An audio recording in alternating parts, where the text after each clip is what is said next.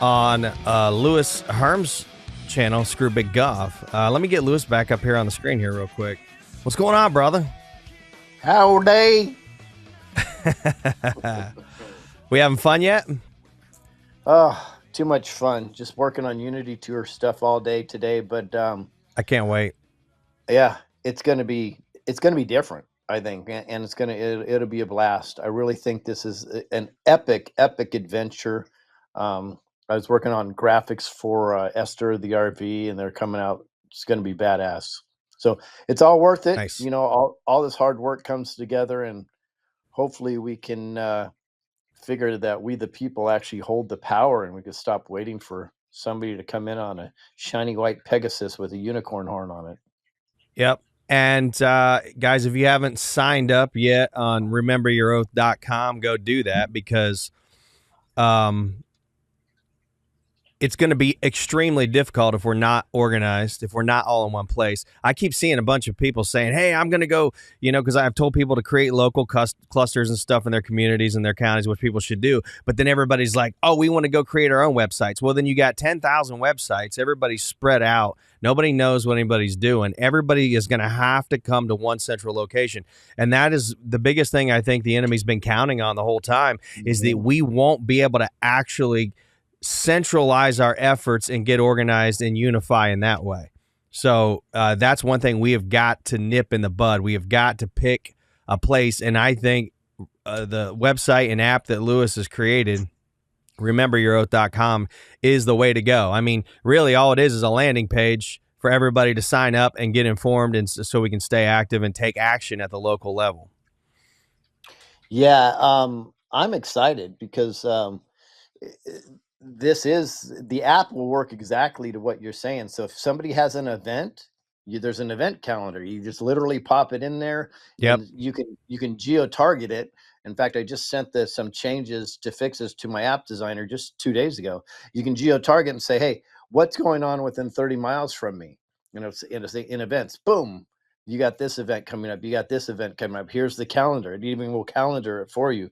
So, and then if you want to connect with people in your local area, I think it's a total game changer.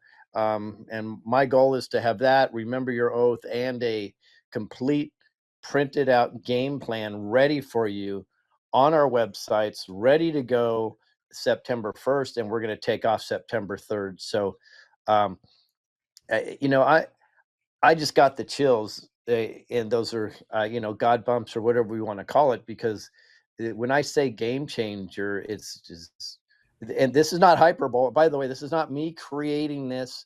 This is just downloads from God that I just listen to and go with. So I can't take the credit for it. Only thing I'll take the credit for is I'm really good at paying attention to my Lord. There you go. Well, let me show you an example real quick of what happens when you take action at the local level. So here in Tennessee, guess what we got going on now? In 2026, the November 2026 ballot, amendment to Article 2, Section 28 of the Constitution of Tennessee to prohibit taxation of property by the state. So we banned chemtrails in Tennessee because of local action.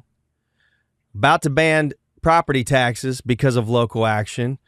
We were one of the initial states to ban the CCW permit and go constitutional carry.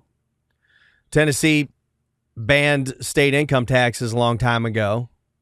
I mean, Tennessee's leading the charge. I think we now are officially, especially after this right here, no income tax, no property tax, constitutional carry, no chemtrails. Pretty sure that makes Tennessee the most free state in the union. What do you think, Lewis? I do agree. I've been watching it, and I do agree. I think Alabama is doing some great stuff too, but I'm with you 100%. They're pioneering. It kind of has to happen from that area of the country, in my opinion, because you have two. If you just go East Coast only, which Tennessee would be, most of Tennessee would be considered East Coast. It's If you just close. go, Carolina's in between us and the coast, but yeah. No, I mean East Oh, Coast. you mean Eastern time zone? Eastern time zone. Thank you. So if you just go the Eastern time zone, it's pretty interesting because I believe that's where most of the change is going to come from. You're going Yeah. to have the 13 original colonies, right? Are going to have to make some significant changes, and then you're going to have to go, which the heavy Masonic realm are going to have to make some changes, and that would be Georgia and Tennessee, North Carolina. Yeah. Heavy Mason in there. A lot of people don't understand that, Oh yeah. and they're going to have significant change in there for me to even feel like we're going in the right direction, because that Freemasonic stronghold down there is Well, epic. I promise you it's going in the right direction in Tennessee. I've been having meetings with some constitutional sheriffs here. Obviously, can't say who it is. I mean, there's almost 100 counties in Tennessee, but most of them are on board. And when I say they're on board, I mean these sheriffs are guys that refuse to write speeding tickets for people unless you're being absolutely ridiculous. They refuse to write seatbelt tickets. They refuse to do anything where there's no victim. There's, in their mind, no victim, no crime. Completely constitutional minded. And some of these guys are literally ready to go straight up 1776 this thing on a green light if we have to. So Mhm. the momentum shifting, it's changing, but don't think for a minute that means you can sit back and do nothing. The only reason it got to this point is because of local action. Local action, kingdom impact. Those are my two hashtags I'm using moving forward until we actually change this whole thing. Because if we do it right, and some of the stuff I'm going to pull up today to show you what the founding fathers said, I already showed you what Q said. I already proved that Q said we the people are the plan. They said it ad nauseum Mhm. over and over and over and over and over and over and over and over. The plan isn't sit back and watch some movie. You are watching a movie, but you're also part of it. You're an extra in the movie. We'd like you to take a main role in the movie and Mhm. help finish this thing out. But the longer you sit back and watch, the longer this movie goes on, because at the end of the day, what our founders set up in 1776 was a republic of self-governance, a republic of sovereigns. And here's the only problem with self-governance. If you don't self-govern, you can't self-govern, right? Somebody else will govern you. And Yeah. that's the problem. We forgot how to self-govern. Q said that. The problem is the people forgot how to play. So interesting enough, many people thinks this means screw big government. Well, it actually has double meaning. It's actually screw being governed. There you go. That's the big meaning of this, and it's because, and you're absolutely right.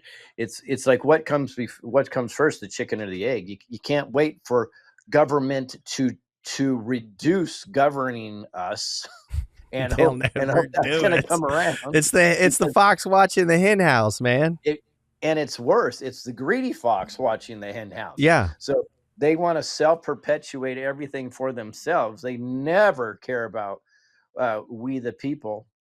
I was just I sent something to Delora O'Brien, because she understands Kim Clement better than most, and she sent something back to me today, and it's very interesting because it says what you and I've been saying. I guess he prophesized that the Democratic Party will be taken down first, and then Yeah. the Republican Party will follow with even a bigger hit, right? Which Hmm. is Needs to happen. exactly what needs to happen. But ultimately, as we've been saying forever, and I know I say it all the time on my show, I just said it just yesterday. I go, the reality is we, the people, are in charge of the timeline. And when I say timeline, I mean the time it takes for us to get it back to where we need it. So you can wait for anybody to come in on your little white horse, or whatever you want. Maybe that, maybe not. Don't know if that's going to happen. All I know is that we control how fast it happens.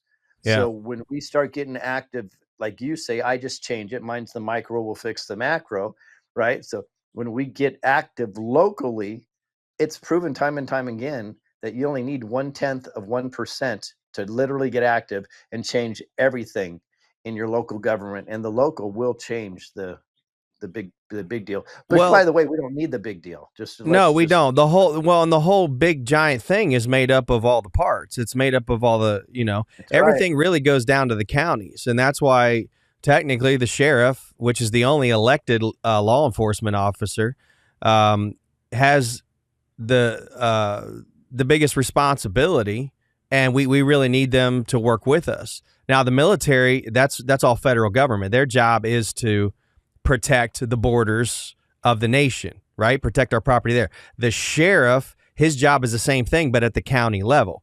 And so they did this fractalized when they formed this Constitution right here. It was a fractalized concept, as above, so below, as within, so without. They understood that concept very well. Not only were our founding fathers very well versed in Scripture and the Bible, and actually what the Bible really says instead of what religion now says that it says, they were very well versed in esoteric symbolism and the concepts of the spirit and a lot of the things that the Mason. Remember, George Washington was a Mason, but I think this was before the Masons were infiltrated by the Bavarian Illuminati. And again, I showed what was it, one or two episodes ago on this series. I pulled up at the end that letter that was written. Can't remember who it was. It's in the Library of Congress between George Washington and someone else, where they were talking about how the Illuminati had infiltrated the lodges. It was common knowledge back then. So, we have to put everything in perspective. Here's another thing to look at, too. You pointed this out before. What's the biggest thing written on here? We the people, right? That's right. A lot of people don't stop and think about this.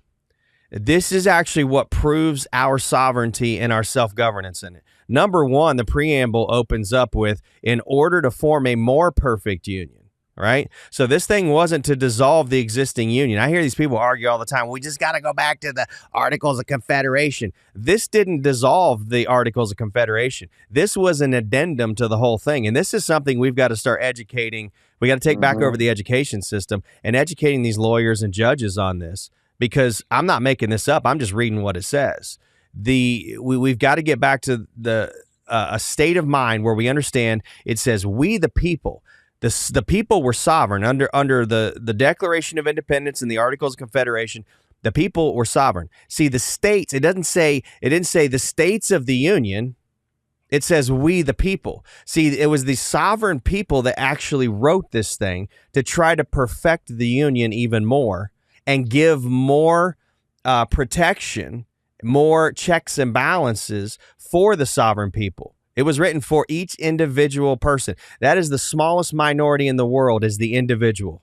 And they tried to get us divided and fighting against each other by getting in these little factions and groups and signing up for philosophies and ideologies that we scarcely understand half the time. And that's the Hegelian dialectic you and I have talked about before. Mm-hmm. But if you look at this, what happened was the people, the individual sovereign people, wrote this up as a proposition to create a federal central government that would help play referee between the states and would also offer to protect the states, right? And they made this offer to the states to join this new confederation, and it was under all the things that were written about in the Bill of Rights, because that came later, but it was, they were already talking about these things before this was ratified, by the way. But everything that was written in here, all the articles, it was, okay, that's great. We have a confederation of states in the Union Republic, but let's make this thing a little better so it's a little more stable, because there was concern about how weak it was and vulnerable it was. And that's all it was. So this was an offering by the people to the states to join this. So the people sit at the top of this. See, if this was, I hate this. I hear this argument all the time that you hear ignorant attorneys and judges make the argument that the federal government or the states somehow have more authority than the individual person. No, the states do not exist without the individual person. The federal government does not exist without the individual person. They all work for us. This was an offering by the individual sovereign people of the Republic for the states to sign up for this contract so that we could better protect our rights and our property and not have to worry so much about foreign invasion or some of the states going rogue or any of that stuff. That's what it was all about. And, I'm actually going to be doing a constitutional series in the near future to really dig into this stuff even more. But I want to introduce people to this concept and understand that there's nothing wrong with the Constitution. Stop attacking the Constitution. It's not perfect, but when you actually hold the politicians' feet to the fire and you hold the government, you hold their feet to the fire, what it says is very powerful. What it says puts the individual sovereign person that's born as a natural human being here on the soil of the United States of America, the Republic, puts us in the driver's seat 100%, and there's nothing they can do about it. Again, like Hugh said, the problem isn't any of this stuff. And we get sidetracked in all these little arguments about, well, the Constitution's evil and the federal government's a corporation. And all this. Well, actually, and you and I probably disagree on this a little bit, but I could talk about it another time. This right here actually created the corporation. The federal government was a corporation from the beginning. Had to be. All corporation is a group or a body, a corporate body that is instituted and organized for a specific purpose. It doesn't have to be for business. In this case, it's for government. So it actually originally started out as a corporation. It was intended to be that. That was the whole purpose of it. Now they've changed the way they've run things because we've allowed them to, but that's not actually the problem. The problem is who we're allowing to run the corporation that's supposed to be our corporation, right? Just like you can go out and start your own corporation. You can start a C Corp. You can get an LLC. LLCs actually aren't corporations. They're limited liability companies, but they can be treated like corporations. You can treat it as an S Corp or whatever. The problem is never the corporation itself. And we've allowed the employees, the public servants, to come in and run the corporation in a way that's screwing us, and we're the bosses, we're the owners. So again, the problem isn't corporation or not corporation. That's a distraction. The problem isn't, when did it become a corporation? When didn't it? I think it was a corporation from the beginning because everything I can see from all the legal terminology and the concepts, it was always a corporation. But again, that's not the problem. The problem is who we're allowing to run the corporation and what we're allowing them to do with it. That's why we have the Bill of Rights. So it's like, hey guys, this is a corporate body we created for this specific purpose. Anything outside of that is a no-fly zone. Sorry, not sorry, can't do it. And it's up to whose name is at the top of that? We the people. It's up to us to hold them accountable. And that's the biggest problem. We haven't done that. This thing is very powerful. We are sitting on the most powerful instrument in the world if we know how to use it. Tools only work if you know how to use them, and they're only as good as the craftsman who uses them, right? So two things. In regards to the corporation, we don't have a disagreement on that. What I say though is there's a corporation inside of a corporation, and that's DC. And DC Incorporated actually does things completely illegal and Yeah, no, they do. unconstitutional because they identify themselves separate from the Constitution. That's why a person that has the actions of a J6er can go without due process in DC, but let's say they did that in Arizona, they couldn't, no matter how corrupt they are. They couldn't hold them without trial and so on and so forth. And I believe it's the same in the City of London and the Vatican. So that's kind of what that corporate structure is there. So we don't disagree on that at all, actually. I always like to point out that DC is a corporation within inside of a corporation that acts autonomously from the United States, but their laws circumvent everything that we try to do. Well, and again, this is why most attorneys who don't, they're not real. They look at people like you and I and everybody else in this group and this following and all this. They look at us like tinfoil hat crazy nutbags because there's a lot of people that will say things that aren't actually true. And they'll run with things that are exaggerations of the truth. And that's why I think it's important to call these things out and talk about them, because there is an element of truth that the federal government is a corporation. That's a good thing. You don't want it to be a state. What else is it going to be if it's not a corporation? It's not a living person. It's not a state. What's left? Has to be a corporation, right? Well, the problem is these people, and I understand their passion and I get it, but they'll get pulled over by an officer and they'll scream at him, "I'm sovereign. I'm sovereign. That's not how you handle it. You're part of the corporation. I don't have." And there's other ways to deal with this thing and be very successful. Yes. At it also, and that's a whole nother show. But that's part of the problem is they're so aggressive. Great example. I've met people in the Patriot movement that they said, "I'm just going to stop paying my bills from their sovereign because they're sovereign." And suddenly they don't know, why did my truck get repoed? Why did they shut off my gas and my electricity? That's not how this works, man. And now they're taking my house. I'm like, well, you can't just scream you're sovereign. You're gonna have to do it I say in a legally and lawfully way. So there's a way to Well, infuse common law constitutional principles within the corporate illegal structure, because I do believe the corporate law structure, the way it's set up with the British Accredited Register, is absolutely illegal, but there's a way to circumvent most of it. You teach these principles, I know. yeah. And also, by the way, that's not the way you don't want to approach the law enforcement officer that way. Number two, if you want to be a sovereign, you got to act like a sovereign. A sovereign pays his bills. A sovereign is happy, healthy, and wealthy. A sovereign has Christ consciousness. A sovereign isn't looking for a free handout. A sovereign isn't a petulant child yelling and screaming on the side of the road because he got pulled over and he wonders why, because we have laws on the books, whether they're maritime law or common law or any law, doesn't matter. There are laws on the books, and the officers are trained to follow those laws, and they will do that. That's what they're trained to enforce. See, the approach that I'm taking by meeting with the sheriffs and having the conversations and educating them and finding the ones that already know this stuff and getting them together, and so we can start to change this.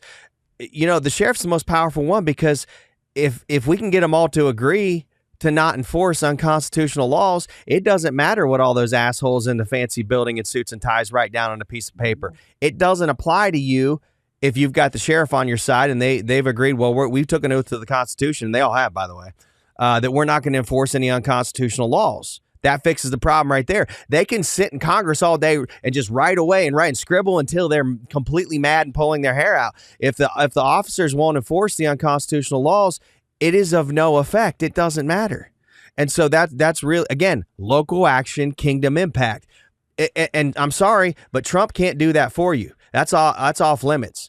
The military can't do that for you. That's off limits. The federal government is not allowed to get involved in state and county issues. Why do you think we still have this issue with, like, how come it had to be fixed? Because it didn't get fixed at the local level. The federal government can't come in. Trump can't come in and do it. The military can't. There's no authority there to do it. And that's what I keep telling people. I believe that the military is doing their job. I firmly believe that. I believe Trump's doing his job. I believe there are probably things in place that we don't know about that's going on that is helping us move in the right direction. But again, I've explained it 1,000 times before. Trump and the military are essentially holding up a collapsing bridge. And there's a ticking clock with it. And if we don't walk across that bridge in time, if we don't take action and take responsibility and self-govern and fix things at the local level, that bridge is that clock's going to run out. That bridge is eventually going to collapse. And because you were sitting around waiting for somebody to come ride in a white horse and save you, and you thought that's what the plan was, when that's never what it was. Q stated explicitly over and over, that's not the plan. The plan is we the people rising up and get here. Actually, where's it at? This one? Yeah, here it is. True rule: the people have the power. This is Q drop, 1604, I believe. Rise up and demand they be removed. Rise up and demand they be removed. Rise up in unison and demand they be removed. At some point, here's where the military comes in. They're waiting on us. At some point, military generals will act with the will of the people, simply because their soldiers are those same people and they have no choice. We stand with you. This is Q saying this. We stand with you. We are monitoring the situation closely while they're holding up the collapsing bridge. They're like, come on, guys, let's go. Any day now, any day now, any day now. Yeah. So then that's the key. They're monitoring the situation closely. The situation is the apathy and the lack of effort from we the people. And this is why I've screamed at the top of my lungs, guys. We have to get active. We have to get active. We have to get active. So I'm going to give you an analogy, and maybe this will make sense for a lot of people. So I've done a sales for, geez, going on now 41 years. So I've been in some type of sales organizations, right? So I've have books kind of partially written and a lot written in my head. I've been at top of several organizations, and I only tell you that to tell you that I noticed something that's very common, and I'm going to relate it to we the people and the sheriffs. So it's very common in the sales organizations is people going green, not understanding the product or service that they're selling, right? They can go online and read about all the competition, read all about generically about everything. But until that sales trainer gets in the front of the room and gives them what? Talking points, They don't really know how to sell that product. So this is going to equate to the sheriffs and we the people. The local sheriffs are not educated on how to do their job because they're Correct. getting their talking points from a deep state controlled entity that's teaching them what is. So that's why if you say to somebody when you get pulled over, well, I'm sovereign, they're taught that you are crazy. It's not that that sheriff is bad, but he learns talking points from his deep state controllers themselves. And they're so busy, they don't have the time to dig in. So, how do we fix Right. that? We, the people, need to educate, not exasperate your local sheriffs, your local board of supervisors, your local school districts. We need to do the education, and that's what we, the people, have to step up and do. And I guarantee you, there's at least 10 people in every single community that has the information to help you generate the effort with inside your community and fix the micro, and then the micro will spread out and it will Yep. fix the macro. But the challenge is we have an expectations. Well, especially in the patriot community, we're guilty of this more than any a sheriff. Well, what the fuck? Isn't he a constitutional sheriff? Did he take his oath? I don't get it. Why didn't he just do it? Because he doesn't know. I've grilled sheriffs on this. And I've taught sheriffs because it's not because I'm a badass, it's because I have no fear of having appropriate conversations with them and teach them and say, hey guys, let me kind of explain the way things work. And it's amazing how many of them go, okay, I get it. That makes a lot of sense. They're not getting their talking points from me, they're getting educated. This is why we, the people, have all the control, and we have to take a deep breath, get educated, and learn. Let me say one more thing, Ethan, before we get too far away from it. Yep. One of my favorite things ever, I learned this when I was, I think, maybe third grade, fourth grade, was the preamble to the Constitution. And you started to talk about it. I'd like to read the whole thing because it's very, very powerful. And Yeah. Go of for it. course, everybody knows by now, we pointed this out on your last show. The largest part of that is we the people. So if we don't have the clue just by looking, all you have to just look at that piece of paper and understand the most important part is we the people. Take a deep breath, guys. Just look at that. We the people is the largest part of that. So it says, we the people of the United States, in order to form a more perfect union, which Ethan covered, right?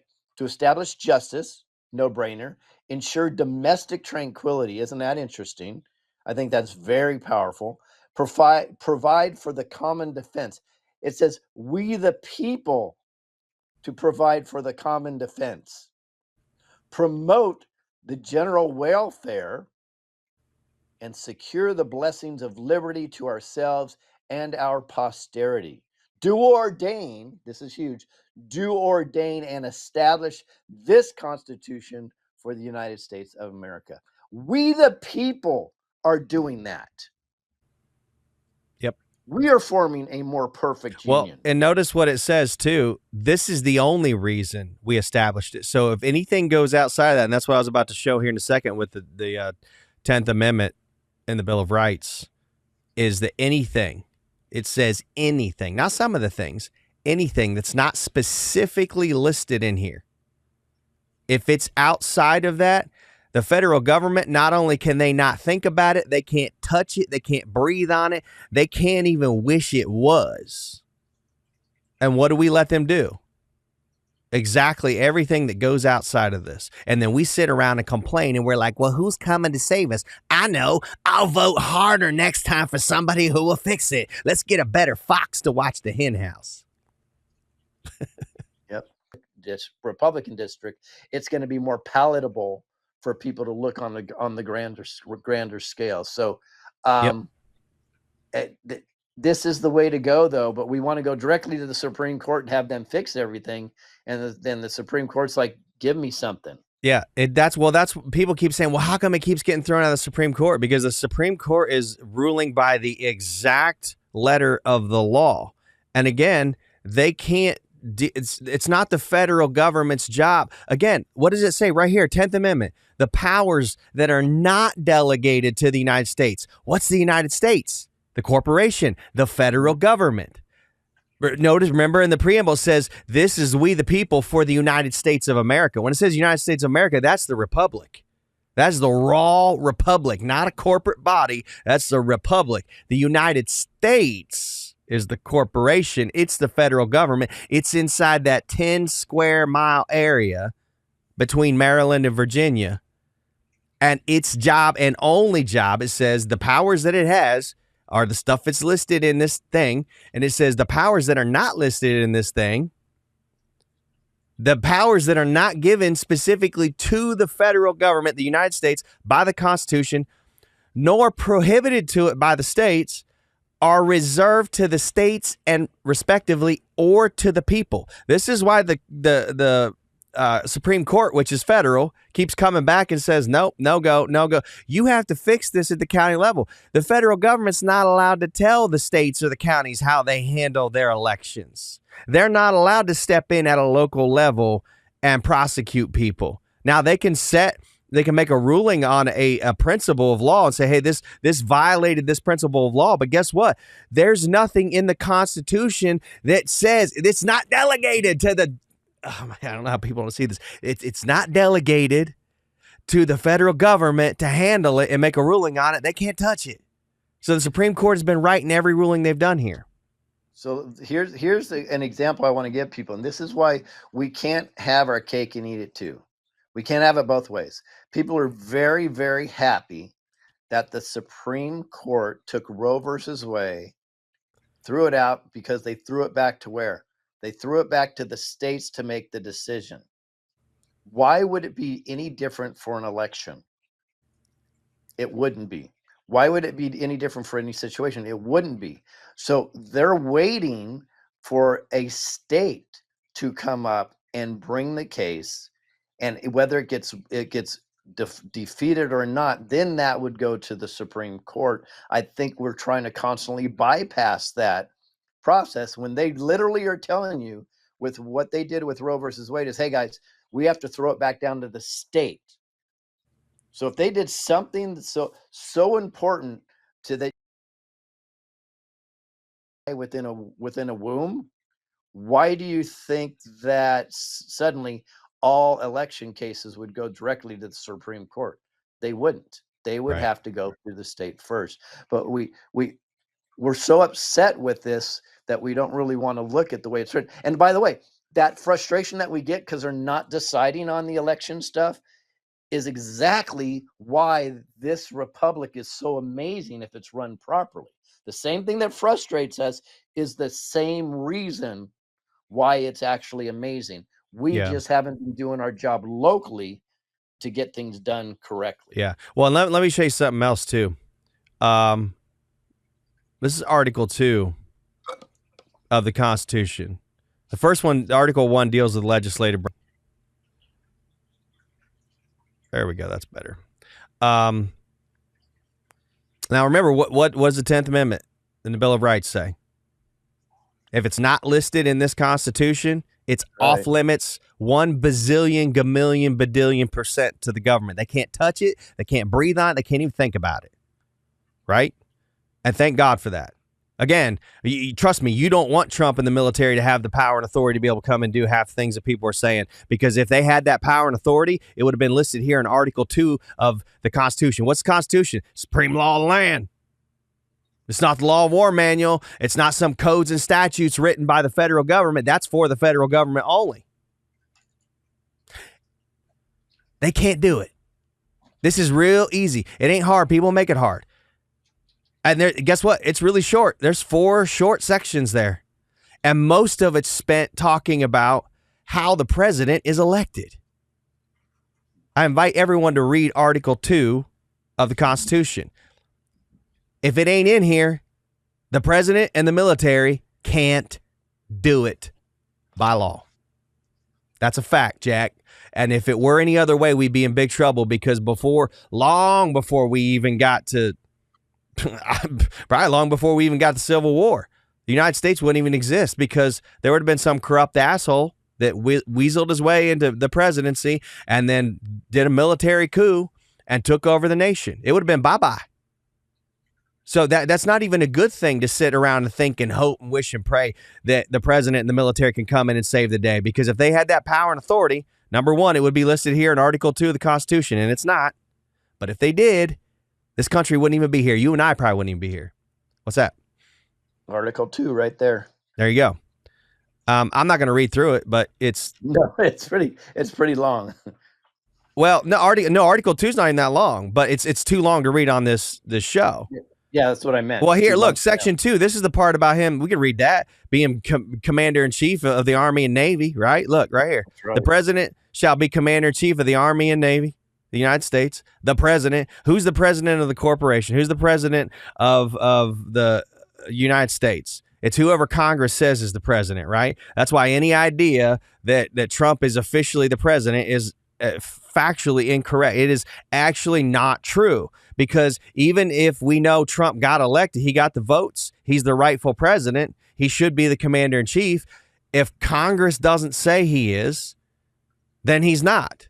It's just that simple. I'm sorry, not sorry. We know that he actually is the rightful president, but the acting powers that be said that he wasn't, so this is what we got. And that's why you're watching what you're watching. Again, this isn't hard. People make it hard. What does it say? The president, not the guy that gets the most votes, the president shall be commander-in-chief of the Army and Navy of the United States and of the militia of the several states when called in the actual service of the United States. He may require the opinion and writing of the principal officer in each executive departments upon subject relating to the duties of their respective offices, and he shall have power to grant reprieves and pardons for offenses against the United States, except in cases of impeachment.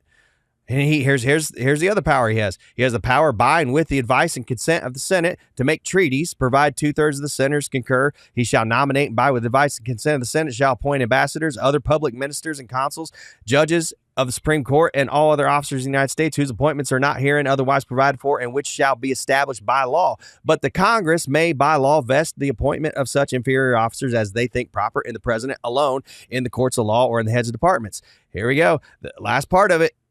Boom. That's it.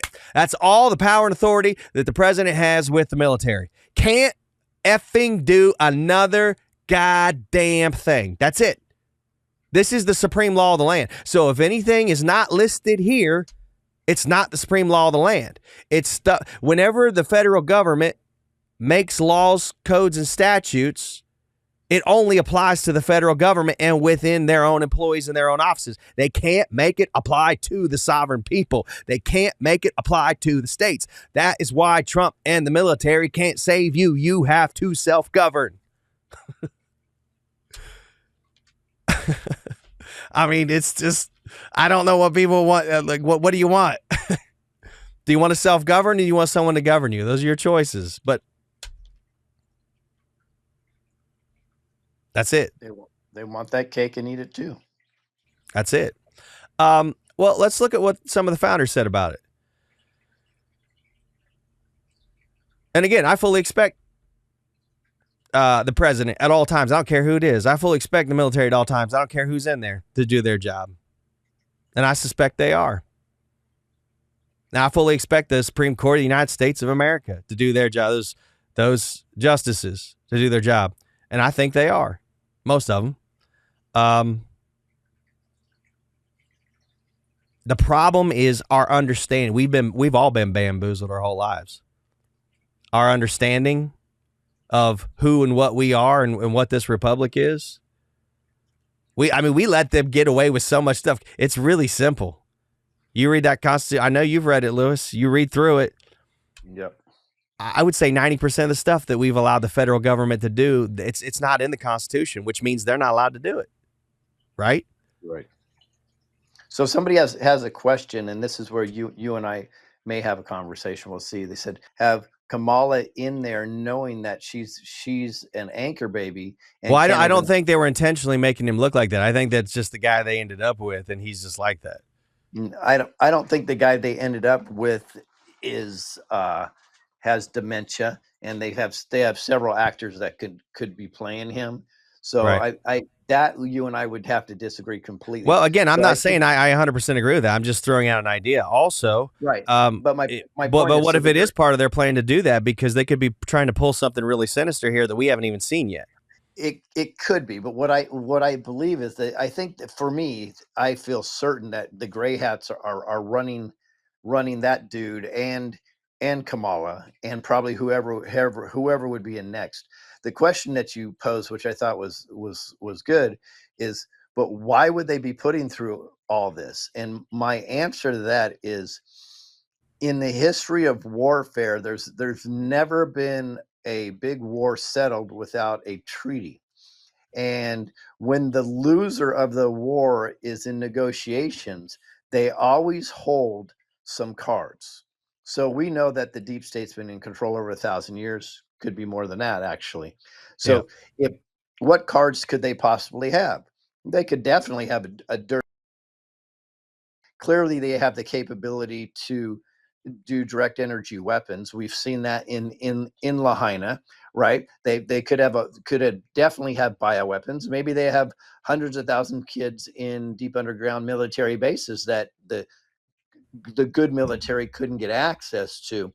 So the point is, if they have that type of leverage, this would never go as quick as we want, because as is every time that we would want to speed it up, they'd say, well, this is going to happen if you do this, or if you prove that Hillary's gone, or something on Barack Obama, whatever, we're going to do this. I think it could be part of negotiating ploy, but it all comes down, whether this is black hats, gray hats, or white hats, to one universal principle that I think most people are missing, and it's really sad. And this is where the hopium pushers really screw with your head. Is it comes down to we the people getting activated and doing the work. So it doesn't really matter whether Ethan or I disagree on this point, because the most important point of all, we are symbiotic on, and that is we the people need to get active to get this done, and that's at a local level, not a national level. Right. Well, yeah. Again, I'm just saying. Let's cut the shit. Let's be honest. Nobody knows exactly who's controlling who. I mean, and how could you expect to know it? And if you think somebody really does, well, you're fooling yourself. The only people that know are the people on the inside at the 4 a.m. meetings. That's it. And I'm not saying conclusively one way or another that I think it's white hats, gray hats, black hats. And obviously there's something wrong, but I can see any number of scenarios. But again, let's still go back to the Constitution. The federal government is still limited in its power, and our founding fathers repeatedly said the executive branch, that's the president and the military, are actually the weakest branch of them all concerning the law and what they can actually do to the people or the states, or they really can't do anything, right? All the president and the military can deal with is stuff at the federal level. That's it. Again, that's my point. That's why they're not coming in to save you in the way that a lot of you have been told that they are. Are they fixing things in the federal government? That's their job. They better. I hope so, because if not, we're in real big trouble. But that does not excuse you or I or anybody else from self-governing and fixing things at the local level. And by the way, if we fix things at the local level enough, the federal government becomes almost irrelevant. You've said it before, Lewis, that we should be at a point of self-governance to where the president is so irrelevant that the only time you ever even see him on TV or hear him speak is if there's a national emergency. That's right. That's right. So I just had this image that pop in. So maybe I'll create some artwork or a meme around this. You have the judicial branch, you have the legislative branch, and you have the executive branch, right? Mm-hmm. Those are your three branches. So if those are your three branches, us as a whole, we the people are the tree trunk, and the individual towns and cities would be the roots, the foundation that holds that thing together. And that Yeah. it just hit me, and that's really what we're dealing with here. So without the roots, you don't have a tree. Period, and end of story. Without the we the people holding everything together in the middle, the trunk, you don't have the branches that are out there. The branches are never the most powerful thing of the tree. Right. It's always the root. So Right. it's so important for us to get there locally. And here's where you and I totally agree. We don't know. I don't know if it's black hats, white hats, or gray hats controlling anything or everything. I don't know. All I could do is kind of put the pieces together. So, great example is so many people like 100%. We know JFK Jr. is alive. Okay, well, unless you've seen him shaking his hand, and at least taking a DNA test, how do you really know that? Well, I've speculated why I think he's alive because I did a facial overlay from Carolyn Bassett pre and post uh, crash of the so-called JFK Jr. plane. Therefore, if then it looked identical, so if she's alive, I speculate that he's probably alive too. But for us we always jump that bridge. It's like jumping the shark, like the Fonz did, right? We go too far. We have a little information. We're like it's 100%, and Yeah. I see this in posts all the time that they're completely sure of everything, and I just like, how are they sure? What They're inside not. information do they have that I'm not It's aware of? clickbait stuff. It's just people trying to be internet famous and make, waste people's time and energy and take their money. And I'm not about that. And that's why I get pissed off when I see people putting out distractions that's going to have people to have the deer in headlights syndrome. That's the most dangerous and Yep. horrible thing right now. You can talk about ideas and all that. That's awesome, but don't put it front and center and pretend like, oh, all we got to do is just sit back and wait and watch and we're going to be saved. That is the most dangerous thing that can happen right now. And that, I'm sorry, but it pisses me the fuck off because it's affecting me. It's affecting you. It's affecting your kids, your family, and in the worst way you could maybe not even imagine, because that kind of apathy and complacence, when you're not even involved in that stuff, you can't be involved. It's not your job. Leave it alone. Let the president and the military do their job. It's very limited anyway. Your job is to self-govern at the local level and hold them accountable if they try to violate your rights. You fix stuff at home. Again, like you always say, the micro fixes the macro. We don't have to worry about it.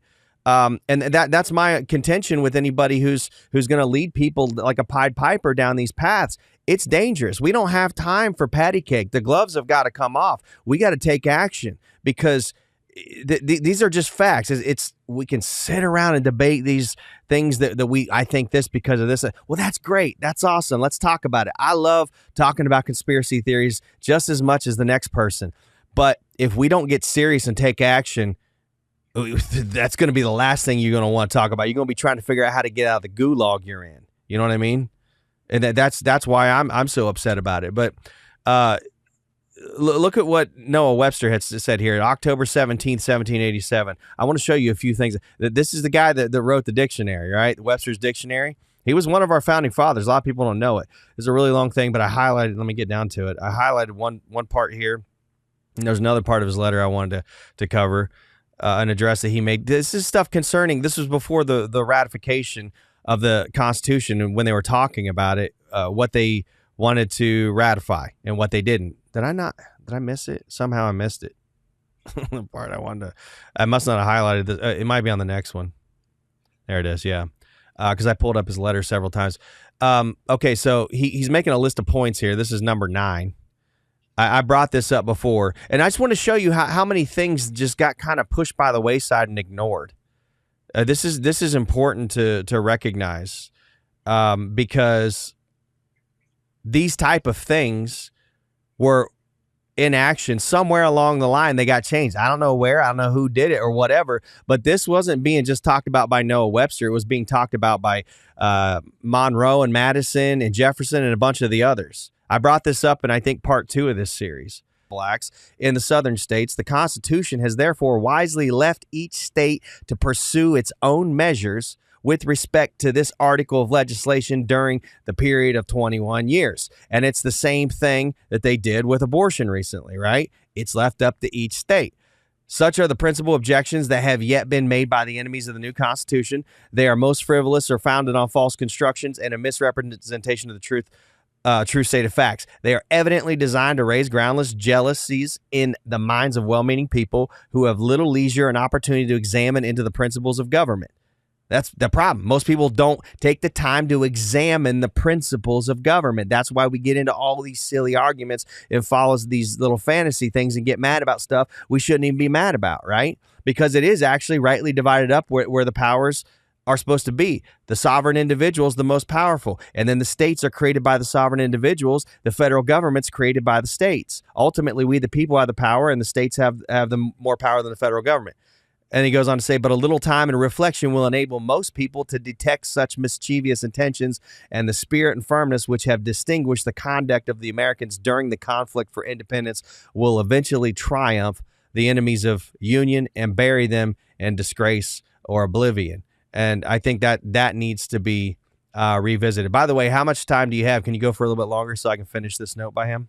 About 20 minutes. Sure. Go ahead. Okay. Did you want to inject anything on that real quick? No, okay. That's brilliant. Keep going. So here's what else Noah Webster says, because he starts talking about tyranny. This is a big thing right now. Well, we're under tyranny. Well, how are you under tyranny? Well, you allow it, right? We've all allowed it. That's how we got to this point. It may not be our fault that we woke up in this position, but it's our responsibility to fix it, right? He says, but what is tyranny? Starting at the top. Or how can a free people be deprived of their liberties? He's like, y'all complain about tyranny, but let me ask you a question. How you're a free people. How can you actually be deprived of your liberties? And I hear the argument all the time, we don't want liberty, we want freedom. Well, liberty, and don't let anybody fool you, I've done the etymological study on this whole thing. Liberty, the definition of liberty is freedom with responsibility to not violate someone else's rights. So it's not a bad word, okay? We got to get rid of that stuff. That's patriot mythology. He says tyranny is it's the exercise of some power over man, which is not warranted by law or necessary for the public safety. Okay, how many things have we seen that we've allowed go on that's not warranted by law? Again, it's not in the Constitution, supreme law of the land, so it's not warranted by law, and it's also not necessary for public safety. But we allow it to continue. That's tyranny. And then he says a people can never be deprived of their liberties while they retain in their own hands self-governance at the local level, right? A power sufficient to any other power in the state. This position leads me directly to inquire, in what consists the power of a nation or of an order of men? So he answers his own question. I like the way he writes. I actually write a lot the same way Noah Webster does. He says, in some nations, legislators have derived much of their power from the influence of religion, or from that implicit belief which an ignorant and superstitious people entertain of the gods. By the way, religion isn't just a spiritual issue. Politics is a religion too. We create gods of politicians, and political parties become church affiliations. They become denominations. That's right. Climate change is a religious issue. It's a religion.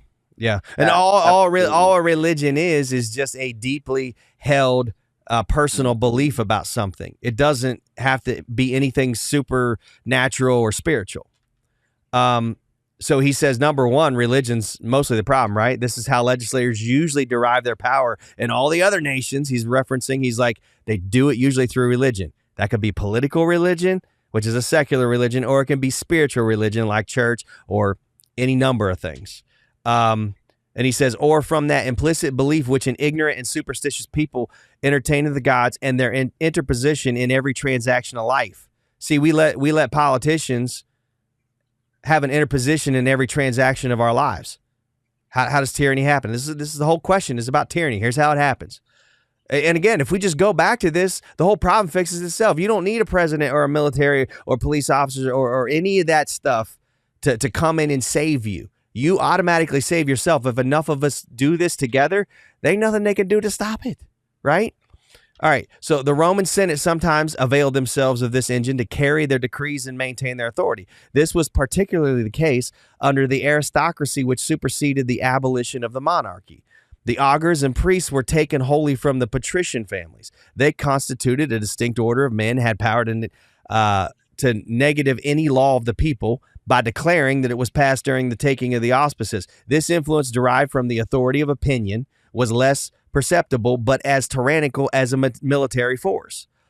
The same influence constitutes at this day a principal support of federal governments on the eastern continent and perhaps in South America. But in North America, by a singular concurrence of circumstances, the possibility of establishing this influence as a pillar of government is totally precluded. Another source of power in government is a military force. But this, to be efficient, must be superior to any force that exists among the people. This is the whole purpose of creating the federal government. They noticed the weakness in the Articles of Confederation because there wasn't a centralized military.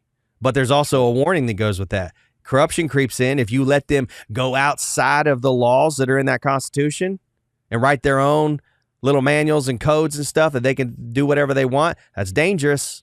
That's what I'm saying. Don't praise that. Don't think that it's a good thing for any president or a military to come in and take over. I mean, I've heard so many people like chanting, like raving for they want martial law. I'm like, guys, that is a dangerous, slippery slope to go down. You don't want that because you might not come back. Sorry, not sorry. When some people get a hold of power, they don't let it go.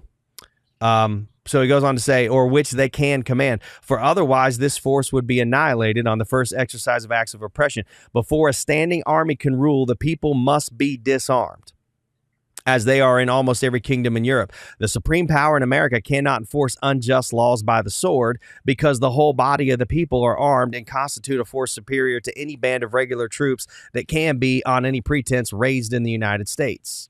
So here he's talking, this was before they even came up with the Second Amendment. So they already knew this. They wanted people to be armed. They wanted a military, but they also wanted the people to be more powerful than military because the military is supposed to work for the people. A military force at the command of Congress can execute no laws, but such as the people perceive to be just and constitutional, for they will possess the power. The people will possess the power. And jealousy will instantly inspire the inclination to resist the execution of a law which appears to them unjust and oppressive. So, I mean, this was the thought process of our founders. That they wouldn't imagine. He's like, people will just rise up with arms. Where's all the people with arms? They're all sitting there going, somebody come save us. Somebody come save us. Right? Okay, so he goes on to say, in spite of all the nominal powers vested in Congress by the Constitution, were the system once adopted in its fullest latitude, still the actual exercise of them will be frequently interrupted by popular jealousy. I am bold to say that 10 just and constitutional measures would be resisted, where one unjust or one oppressive law would be enforced. The powers vested in Congress are little more than nominal, nay, real power cannot be vested in them nor in anybody but in the people. See, the people still have the power. You can't have a bunch of assholes in fancy suits in a fancy building writing stuff down on a piece of paper, making it apply to you unless you consent to it. It's by consent of the governed. So he says the source of power is in the people of this country and cannot for ages and probably never will be removed. If he could only see it now, right, Lewis? And what then does real power consist? The answer is short and plain: in property. In property. It's property. Where does real power consist? Property. This is why I wanted to pull that up today about Tennessee's leading the charge, eliminating property taxes. Because you can't ever really own your property if you have property taxes. That's right. Right? And they talk, I can't remember if he talks about it, I think he does in this letter. He talks about it being in a fee simple form. Do I have that pulled up here? Hang on a second. Yeah, there it is.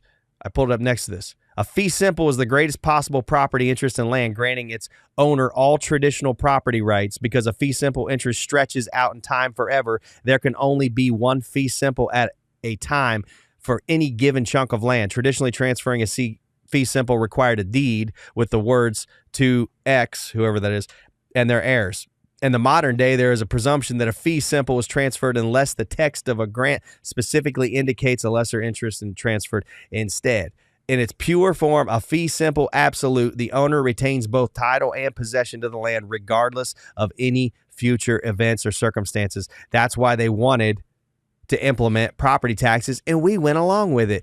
And here Noah Webster's saying, where does real power consist? In property. Fee simple land ownership. He says, could we want any proofs of this which are not exhibited in this country? The uniform testimony of history will furnish us with multitudes, but I will go no further for proof than the two governments already mentioned, the Roman and the British.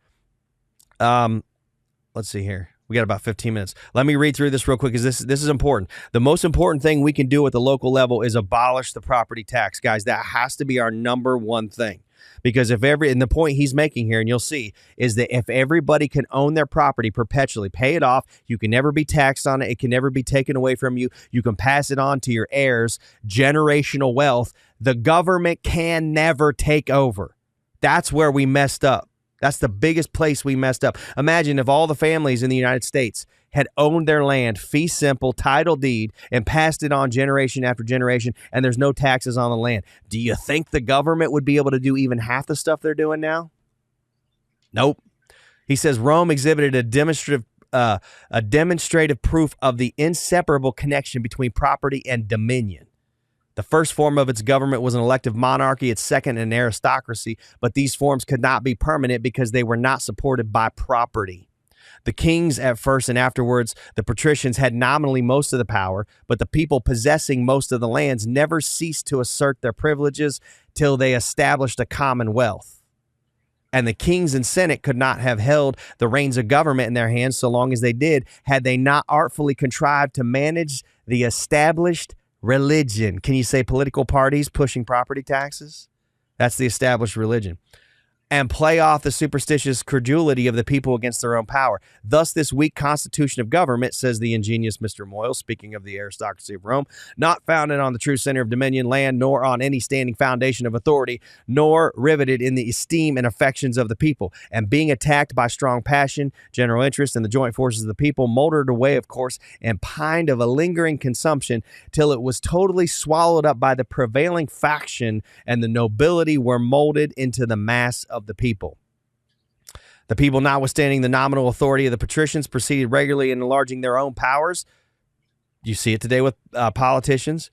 They first extorted from the Senate the right of electing tribunes with a negative upon the proceedings of the Senate. They obtained the rights of proposing the debating laws, which before had been vested in the Senate, and finally advanced to the power of enacting laws without the authority of the Senate. They regained the rights of the election in their comitia, which they had been deprived by Servius Tullius. Remember, they're referencing the Roman Empire. They procured a permanent body of laws collected from the Grecian institutions. They destroyed the influence of augurs or diviners by establishing the tribute comitia, in which they were not allowed to consult the gods. The politicians should not be allowed to consult the special interest groups. Same principle. They increased their power by large accessions of conquered lands. Can you say land taxation, tax liens? They procured a repeal of the law which prohibited marriages between the patricians and plebeians. The Licinian law limited all possessions to 500 acres of land, which, had it been fully executed, would have secured the commonwealth. And the last thing I want to read here, last two sentences, he says, the Romans proceeded thus step by step to triumph over the aristocracy, and to crown their privileges, they procured the right of being elected to the highest offices of the state by acquiring the property of the plebeians. The nobility several times held most of the power of the state, but the people, by reducing the interest of money, abolishing debts, or by forcing other advantages from the patricians, generally held the power of governing in their own hands. This is where we lost almost everything, Lewis. This is the most important part of this fight, and I want to encourage you, when you start this unity tour, to push people like what the people have done here in Tennessee to get a constitutional amendment on the ballot to abolish all property tax. It's unconstitutional. This is just what Noah Webster. Madison wrote about it extensively. Jefferson, Monroe, a bunch of these guys talked about this. This was not a foreign concept. It was just assumed, I think, that it would just continue to be common knowledge. We let the enemy slip in, dumb us down, and make us forget who and what we really are and what we're supposed to have. When was that written, by the way?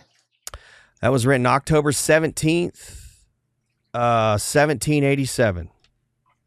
Wow. Look at that. 250 years ago. So, and I apologize for going through that. I know it's kind of long, a little bit boring, but I think this is one of the most important things that we need to keep in mind to be talking about moving forward. because, like Noah Webster said, real power lies in pure, true ownership of property. Why do we give it over to our government that's supposed to work for us? Why do we allow them to tax us for what should be rightly ours? We're literally paying rent to people who don't own our land, giving them the opportunity to take it from us. If we don't pay 1 penny of that tax, they can come take it from us. And we all sit around and go, oh, yeah, that's just the way it is. And then people line up for these tax liens and go take Farmer Bob's property from him when it should have been paid off long ago. And guess who's laughing all the way to the bank? The banks, the bankers, and the politicians. The people aren't winning here. Why do we allow them to do this? The people have the power. It's all over the place. Again, stop looking for a president or a military or a politician or anybody to come in and save you. They work for us. And if it's not in the Constitution, they can't even think about doing it. And by the way, speaking of Constitution, I pulled it up before. I'm not going to pull it again. But right here in Tennessee, pull up your own state Constitution. Usually right at the beginning of it, you'll have a list of your unalienable rights in that state. And Tennessee opens up with, it is not just like the Declaration of Independence. It's not only the right, but the duty of the people. Anytime they so much as just get a wild hair up their ass, if they want to abolish the government and start a new one, they have that right, because all of the power is inherent in the people, not in a president, not in a senator, not in a congressman or woman, not in a general or a military officer or a soldier, or not in anybody in any government position. The FBI, CIA, none of it, which those are unconstitutional, by the way, anyway. The power is inherent in the people. And if you don't act on your own authority and power, if you don't know who you are, you will be taken advantage of. That it's that simple, Lewis. That's all we've been looking at. That's all we've been living through. This can end almost overnight, just like that, if enough people just change their paradigm, change their perspective, and stand on what is rightfully theirs. They can't do anything to stop us. Well, the challenge too in the patriot hopium mythology movement is that they pick and choose what supports their argument. And Trump has said several times, and by the way, right at the beginning in his inauguration, think about this, guys, in his inauguration, 2017, he said, "We now hand it over to we the people." There it is. So why is it that we keep waiting for somebody to save us when the guy that you're putting all your faith in has said to you, "We've handed it over to you"? So I'm asking people in chat, or just answer it in your own head. If you believe that the white hats are going to save you completely, I believe there's an element of it, yes, but I don't believe they're going to save us wholeheartedly, because it's up to we the people. So Right. you ask anybody that believes all that stuff, 100%, they believe it's all being done for them. Then why are you saying that Trump didn't know what the hell he was talking about when he said, "I'm handing it back to we the people"? Because as Edmund Burke said, when evil will thrive when good men do nothing. Correct. And good men and women have been doing nothing for centuries. And it started thousands of years ago, but we're really perpetuated through Rome with bread and circus. Yep. So they gave bread and circus, so we go, oh, okay, we're good, this is it. Oh yeah, okay, let me show you the biggest circus in the world, by far, hands down, never a bigger circus than this. There you go. That's your biggest circus right there. Yep. By far, there's no bigger circus than that right there. Your phone. They know exactly what's going on. So if you guys really just think that we're supposed to just wait for something to happen, I want you to explain to me why your guy, my guy too, President Trump, said we now hand it over to we the people. Why did he say that's what that? he's supposed to do. That's why he said it. He's supposed to. There you go. So why would he say that if we're just supposed to sit on our couch and wait? Well, so you can't have it both ways. And you can't. And the other question I have for people is, if it's already handled, if we're just supposed to sit back and wait and watch, Why do y'all keep tuning in to podcasts and following people that keep saying, well, this is happening, this is happening, this? It's already handled. Go watch your football. Go watch your baseball. Go have your picnics. Go to the beach. It's already 100% handled. agree. Don't worry about what. Why do you keep tuning into people that it's like, come on, guys. I think everybody knows better. Something about them tells them that no, it's not all handled. Something about them says, that crazy guy Ethan and that crazy guy Lewis, and maybe there's something there that we the people have to do something, right? So it can be both, guys. This is the whole point, but we control the timeline. And accountability is, so you have accountability and responsibility. And this is something I learned, God, literally 40 years ago. I can't believe this. I'm dating myself. But 40 years ago, I learned the difference between responsibility and accountability. So, for example, let's say I'm driving a car, right? And I go through a green light and I get T-boned by somebody going through a red light. Am I responsible for that? No, the person that hit me is responsible. But am I accountable for that? Hell yeah, I'm accountable for that, because there's been times that I drive and I really pay attention to make sure nobody's running that red light. Or I'm accountable because I still got in my car and decided to go on that street. So we have to understand that we are accountable for virtually everything that happened. The deep state got this far because we as a whole did not stand up century ago, decades ago, even yesterday. So it's very, very important that we understand the overreaching message, I believe, is through God has given us the power to stand up and take this thing back. Because assuming somebody came in on their white Pegasus with their little golden rainbow unicorn on it and their beautiful gold hoofs, right? Take care of everything for us. I'm sorry. We've proven that we'll be right back here in 10 years. Yep. We'll be right back where we are. So we need to be part of the process, because when we become part of the process, we are ingrained in the fiber of change. We are now building the quilt together. That's what's going to prevent us from backstepping and regressing, in my Yeah, and opinion. people always ask too. They're like, "Well, we don't know what to do." I know that's it sounds like somebody's there. You got your little warning dogs down here. Yeah, and somebody's probably at the front door.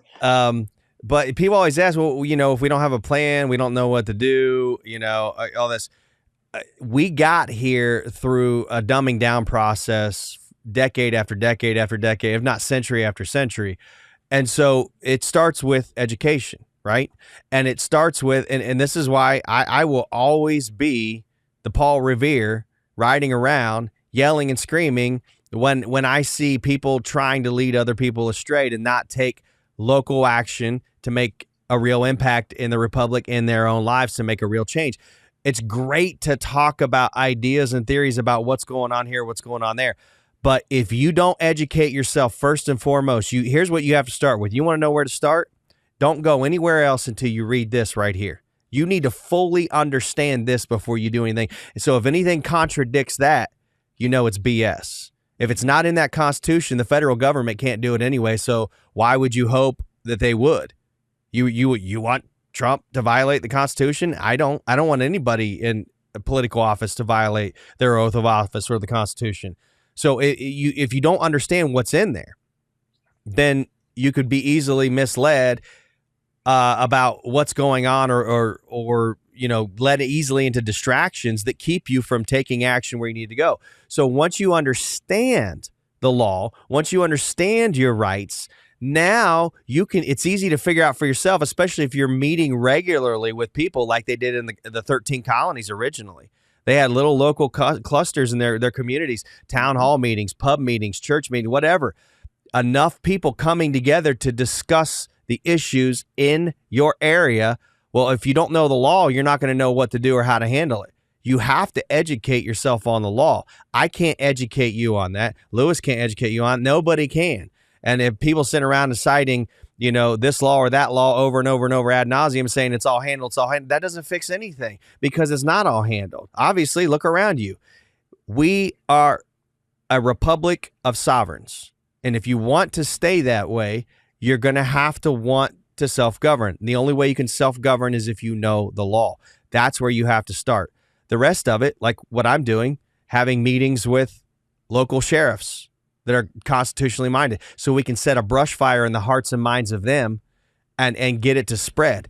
It's literally just about continually coming together and educating ourselves, coming together, educating ourselves. Eventually it gets big enough and we have enough people that understand who they are, what their rights are, and then when we need, if we need to take big action somewhere, we can do it collectively. Otherwise, there's nothing else to do. There's no magic uh, potion for this. There's no magic plan.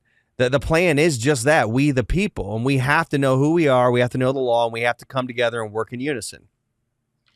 So a common theme that I get, especially when you and I talk, is in chat and emails and comments is I don't know what to do. Just tell us what to do. Tell us what to do. Well, we can do that, but the challenge is that you've already given your sovereignty away of when you right away when you just say tell us what to do. Yep. So, but I'll give some recommendations, and then I will be releasing a plan on September 1st that will lay everything out.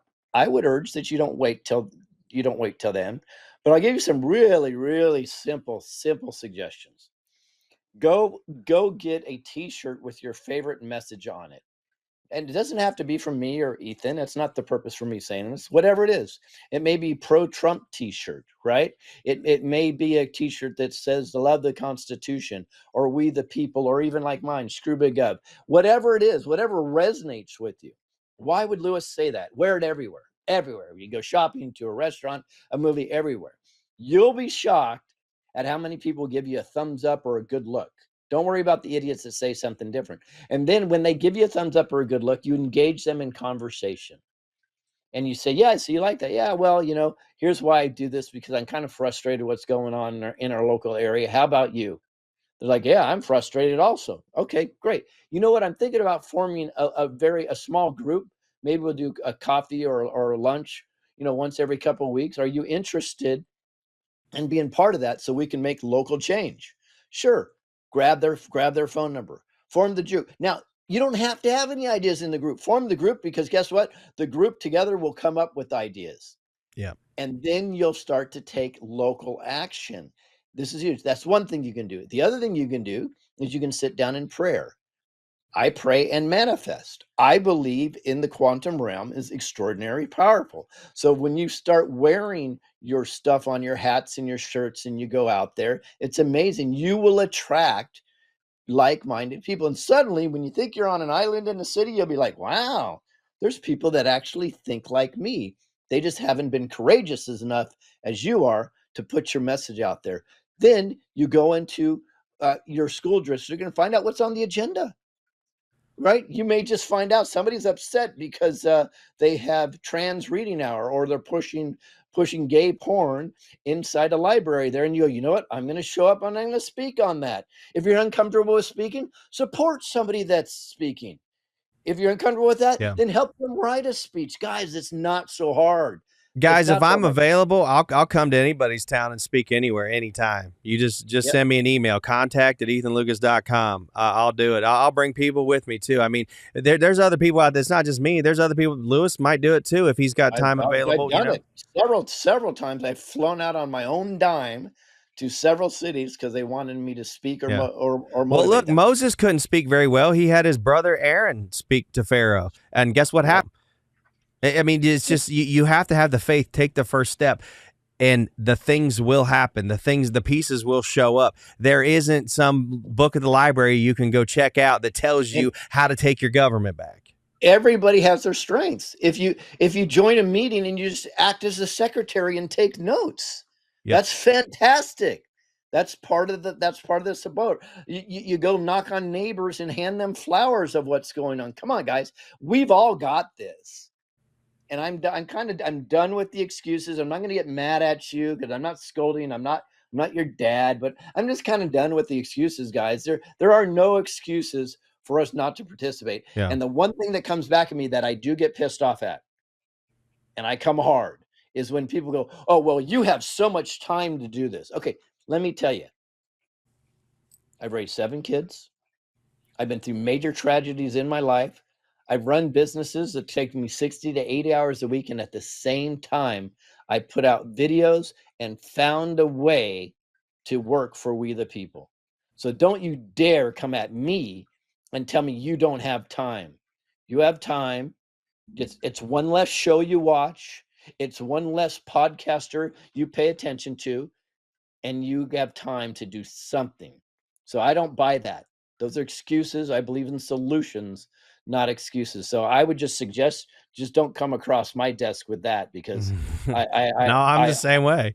I always believe that where there's a problem, there's a solution. In fact, I don't even call it problems. I call them challenges, because challenges can be solved. Yep, that's right. Well, and again, if you believe everything's being handled by somebody on a white horse somewhere, then I don't know why you even bother tuning into any podcast. Go watch your favorite show. It's more entertaining.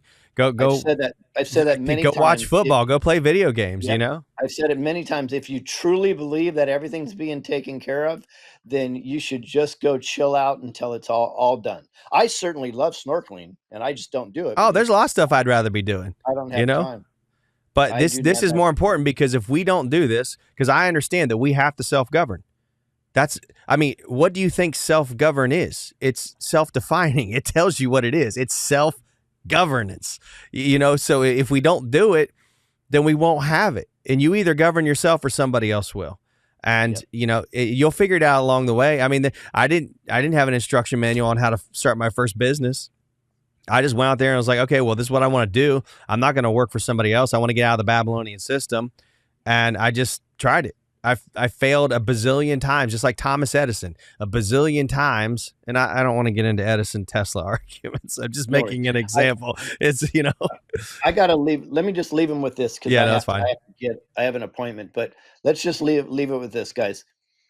All the principles we're talking, and I will release something September 1st. It's going to literally give a game plan, but I just gave you a lot of information. There's no reason to wait at this point. So let me just leave it with this. Never have I said it's easy, but I say it's simple. And it is extraordinarily simple. These are basic principles of what we can do, and everybody can pick one of them up and make a difference. I also believe that you must make yourself uncomfortable in order to triumph. So you have to be willing to be uncomfortable. You have to be willing to wear that shirt or that hat. You have to be willing to talk to somebody in public and get rejected. You have to be willing to ask for that phone number and get rejected. You have to be willing to be turned away if you bring a flyer to somebody's door, right? But that's all right. I think our founding fathers went through a hell of a lot more than you did in regards to rejection. So you have to step out of your comfort zone. Here's my promise to you, and I only do this from decades of personal development coaching and Salesforce coaching. And I absolutely promise you, when you make a decision to be uncomfortable, everything will become more comfortable after that. Yeah. The easier you are on yourself, the harder life will be on you. The harder you are on yourself, the easier life will be on you. That's existence 101. Yep, absolutely. So, all right. I know you got to go. I got to go too, brother. I'm going to go ahead and roll this thing on out. Thanks for watching part 5 of We the People Are the Plan. This is the last one we're doing in this series. If you haven't watched the others, go catch up on them. They're out there on Rumble. But yeah, just you'll figure it out, guys. Just take all this to heart, meditate on it, and get out there and take some local action. That's how it's going to work. All right.